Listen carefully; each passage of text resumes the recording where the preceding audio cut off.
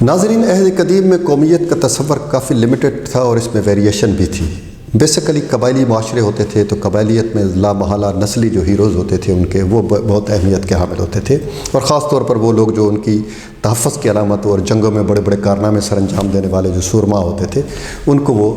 اپنی قومیت کی علامت یا استعارہ بنا کر اور اپنی قومیت کو ایک شکل دیتے تھے، متشکل کرتے تھے اپنے معاشرے کو۔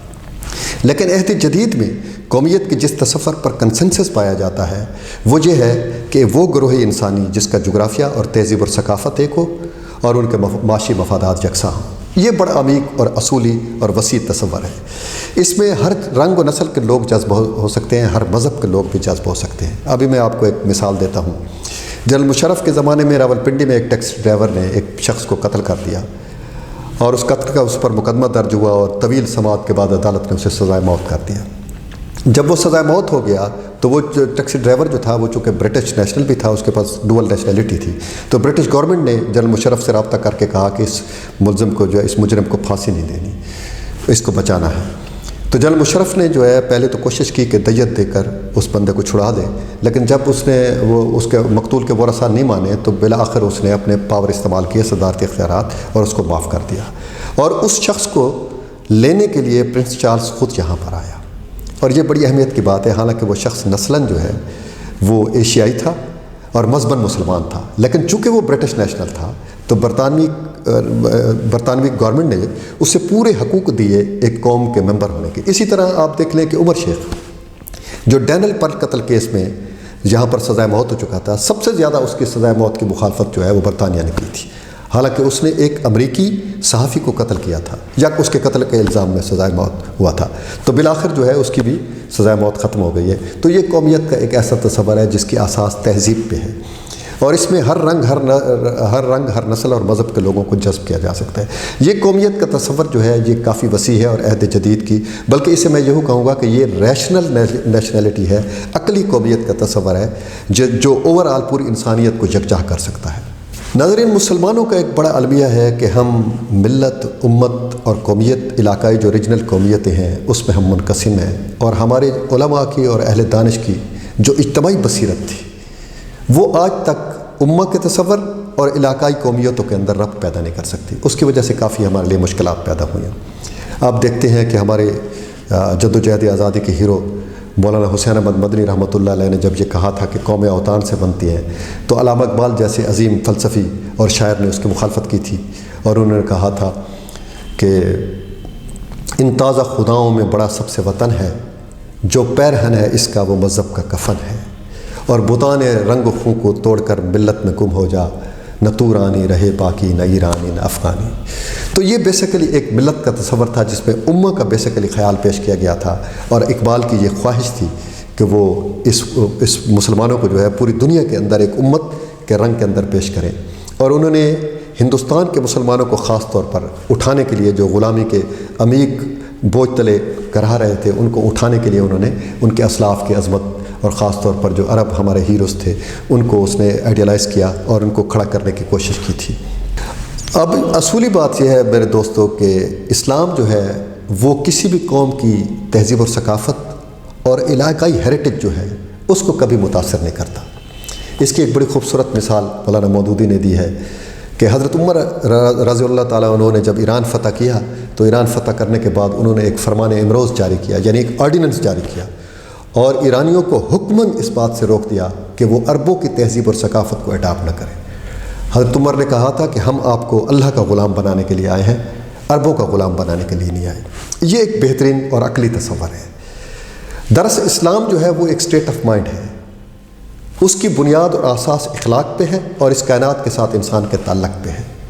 اور جو تہذیب اور ثقافت ہے یہ انسان کے ہزاروں سالوں کا تجربات ہے، اور وہ طریقے اور برتاؤ جو وہ زندگی کو متشکل کرتے ہیں یا زندگی کو آرگنائز کرتے ہیں، اور یہ لاشعوری طور پر ڈیولپ ہوتا ہے۔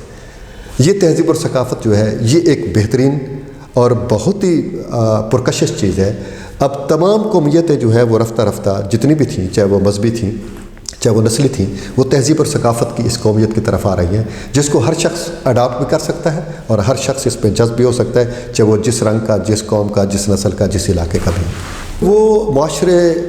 جن کا احساس محرومی بہت زیادہ ہوتا ہے، وہ اپنے احساس کمتری کی تلافی کے لیے بلا شبہ ماضی کے نسلی رشتوں میں عظمت تلاش کرتے ہیں، کیونکہ یہ عظمتیں جو ہیں وہ جینے کے لیے انسان کی بہت بڑی نفسیاتی ضرورت ہوتی ہیں۔ اور یہ ایک بہت بڑا گیپ ہے بدقسمتی سے کہ اس وقت پاکستانی قوم جو ہے اس نے اس پورے 3000 یا 2000 یا 1500 سال کے اندر جو ہے کوئی ایسا ہیرو پیدا نہیں کیا جس پر لوگ اتفاق کر سکیں۔ اس لیے لوگ لا محالہ ماضی کے ان لوگوں کی طرف رجوع کرتے ہیں جن کی اصل حقیقت کا ہمیں علم بھی نہیں ہے کہ راجہ داہر کیا تھا یا محمد بن قاسم کیا تھا۔ تو اس وقت جو ہے آپ دیکھ لیں کہ قوم پرست جو ہے، اور خاص طور پر ریجنل نیشنلزم کے جو لوگ ہیں وہ یہ کوشش کر رہے ہیں سندھی قوم پرست جو ہے کہ وہ راجہ داہر کو ہیرو اور محمد بن قاسم کو جوہر بنا کر پیش کریں۔ اس سے پہلے پنجاب میں بھی یہ کوشش ہو چکی ہے، کچھ نوجوانوں نے رنجیت سنگھ کا جہاں مجسمہ لاہور میں آویزاں کرنے کی کوشش کی تھی اور انہوں نے کہا تھا کہ ہمارا ہیرو جو ہے وہ رنجیت سنگھ ہے۔ اسی طرح بلوچوں اور پٹھانوں کے اندر بھی گاہے بگاہے اس قسم کی لہریں اٹھتی رہتی ہیں، اور وہ ماقبل الاسلام کے اپنے جو ہیرو تھے یا سرماؤ تھے ان کو آئیڈیلائز کرنے کی کوشش کرتے ہیں۔ تو یہ ایک بد نصیبی ہے ہماری، اور دراصل یہ ایک ایسا کام ہے جس میں لوگ اس کوشش کے اندر جو ہے انسان کے اجتماعی طور پر اس کا جو ذہنی سفر ہے اس کو بھی باطل کر دیتے ہیں، جس کو ہم اخوت انسانی کا مشترکہ ادراک کہتے ہیں، کیونکہ انسان نے مجموعی طور پر جو سفر کیا ہے اس کے استفادہ پوری انسانیت کے لیے یکساں ہے۔ اور انسان کے آپ دیکھ لیں کہ جتنی بھی ترقی ہے یا جتنی بھی اس نے کوشش کی ہے یا جتنی بھی اس کی ایجادات ہیں وہ ساری کی ساری تمام انسانوں کے لیے یکساں ہیں۔ یہ ایک ذہنی سفر ہے، اور اس ذہنی سفر کے اندر جو ہے انسانیت کو جتنی بھی ترقی ہوئی ہے انسانیت کی اور یہ ٹیکنالوجی کا جتنا بھی ارتقاء ہوا ہے تو اس نے انسانوں کو جوڑا ہے رفتہ رفتہ۔ تو اب یہ صورتحال جو ہے اس لیے بن گئی ہے ہمارے ہاں کہ ہمارے ہاں نہ ترقی ہوئی ہے اس قسم کی، نہ ہمارے ہاں اس قسم کے ہیرو پیدا ہوئے ہیں جس طرح کہ یورپ میں پیدا ہوئے یا دوسرے علاقوں میں، کہ جن کو آئنسٹائن ہے، فلانا ہے، نیوٹن ہے، فرانسس بیکن ہے، ہیکسلے ہے، والٹیئر ہے، تو ان کے پاس ایک گلیکسیز آف دی ہیروز ہے اور انٹلیکچوئلز ہے۔ تو ہمارے پاس بدقسمتی سے آپ دیکھ لیں کہ پورے 4000 سال کی تاریخ میں پورے یہاں کے برصغیر کے مسلمانوں کے پاس کوئی، بلکہ پورے کے پورے برصغیر کے لوگوں کے پاس کوئی ایسا ہیرو نہیں ہے جس کو ہم آئیڈیلائز کریں 4000 سال کی تاریخ میں۔ تو اس وقت آپ دیکھ لیں کہ ہمارے پاس بادشاہوں کے اندر جو ہے صرف اکبر اعظم ہے جس کو لوگ آئیڈیلائز کرتے ہیں، ہندو بھی کرتے ہیں، مسلمان بھی اس پر متفق تھے کہ وہ ایک عظیم حکمران تھا۔ شاعروں میں آپ دیکھ لیں کہ ہماری پچھلی 4000 سال کی تاریخ برصغیر میں غالب کے سوا ہمیں کوئی آدمی نظر نہیں آتا جس پر کنسنسس ہے، جس کو ہندو اور مسلم اور تمام لوگ جو ہے وہ بطور شاعر جو ہے اپنا تسلیم کرتے ہیں۔ تو یہاں پر ہمارے پاس برصغیر جو ہے اس پہ ایک گیپ ضرور ہے اور یہاں مشکلات بھی ہیں، لیکن بنیادی طور پر لوگوں کا جو تصور قومیت ہے وہ ملتبس ہے۔ ہم امت، مذہب اور کلچر اور نسل کے اندر جو ہے اس وقت ٹامکٹویاں مار رہے ہیں، اور ہمارا کانسیپٹ جو ہے نہ نسل پرستی کا، نہ قومیت کا اور نہ ملت کا جو ہے وہ کلیئر نہیں ہے۔ ناظرین، یہ بحثیں جو ہے یہ ہونی چاہیے، اس قسم کی بحثیں، ڈیبیٹ جو ہے ہونی چاہیے۔ دراصل ایشوز بنتے بھی اس لیے ہیں کہ اس قسم کی ڈیبیٹس پر پابندی لگا دی جاتی ہے، اور تھوڑی سی اگر کوئی اس قسم کی باتیں کرے تو بھڑک اٹھتے ہیں لوگ کہ اس نے راجہ داہر کو کیوں کہا ہیرو، اس نے رنجیت سنگھ کو کیوں کہا۔ یہ باتیں ہونی چاہیے، اگر یہ باتیں نہیں ہوگی تو اس کی کلیئرٹی بھی نہیں آئے گی، اس کا ایک متبادل بیانیہ بھی ڈیولپ نہیں ہوگا۔ اب لوگوں نے اس قسم کی جب باتیں شروع کر دی ہیں تو اس پر ایک متبادل بیانیہ بھی ڈیولپ ہو رہا ہے، اور لوگ سوچ رہے ہیں اور لوگ کہہ رہے ہیں اور بحث کر رہے ہیں کہ ہمارا ایک متبادل نیشنل بیانیہ بھی ہونی چاہیے اور ہمارے ہیروز بھی ہونے چاہیے۔ آپ دیکھ لیں کہ فطرتاً کچھ چیزوں کو ہم اس طرح ڈیفائن کر سکتے ہیں کہ کسی بھی معاشرے میں آپ کسی بھی لوگوں کے، انسانوں کے اعمال کو جانچنے کے لیے ایک پیمانہ آپ کو ضرور دریافت کرنا پڑے گا۔ اب بحیثیت انسان جب ہم کسی کے اعمال کو جانچتے ہیں تو اس کے لیے ہمارے پاس ایک پیمانہ نیکی کا ہے۔ اگر کوئی شخص نیک ہے تو ہم اسے ایک اچھا انسان کہتے ہیں، اور اس کے جو بنیادی اصول ہیں نیکی کے وہ ہمیں انبیاء نے بتائے ہیں، اور یہ خالصتاً ایک عالمگیر اخلاقی نظام ہے جس کو دنیا کی ہر قوم تسلیم کرتی ہے۔ اس کے بعد آ جاتا ہے ہمارے ملک کا نظام، آئین اور قانون۔ تو ہم کسی شہری کو اچھا شہری اس وقت کہتے ہیں کہ جب وہ قانون کی اطاعت کرتا ہے۔ جو لوگ قانون کی اطاعت نہیں کرتے، برے کام کرتے ہیں، تو ہم یہ کہتے ہیں کہ یہ اچھا شہری نہیں ہے۔ اور تیسری چیز یہ ہے کہ ہماری تہذیب اور ثقافت، یہ تہذیب اور ثقافت جو ہے ہماری بحیثیت پاکستانی، ہماری جو تہذیب و ثقافت ہے یہ پوری دنیا کے اندر ہماری شناخت ہے۔ ہمارے پاس سبز پاسپورٹ ہوتا ہے، ایک خاص قسم کا ہمارا لباس ہے، شلوار قمیض ہے، ویسٹ کوٹ ہے۔ تو ہم دنیا میں جہاں بھی جاتے ہیں تو ہم بحیثیت بحیثیت پاکستانی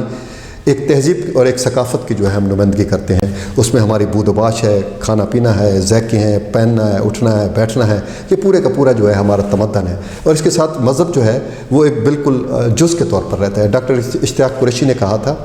کہ مذہب جو ہے وہ اخلاقی طور پر کسی قوم کی اور کسی تہذیب کی روح تو بن سکتا ہے، لیکن جب وہ پریکٹس میں آئے گا تو وہ تہذیب کا جز بن جائے گا۔ اب اس کی مثال ایسی ہے، آپ دیکھ لیں کہ رمضان کے روزے اور عیدین کے تہوار جو ہے وہ پوری دنیا میں کے مسلمان مناتے ہیں، لیکن برصغیر کے مسلمانوں کے کلچر بالکل مختلف ہے۔ ان کے جو دسترخوان ہوتا ہے افطاری کا یا سحری کا، اور ان کا جو طریقہ ہے اٹھنے بیٹھنے کا، ان کے نمازیں، ان کے مساجد، ان کے